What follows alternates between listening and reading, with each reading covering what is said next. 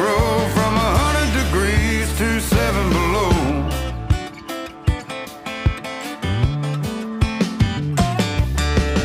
Working that dirt and planting that seed, it's hard on your back and hell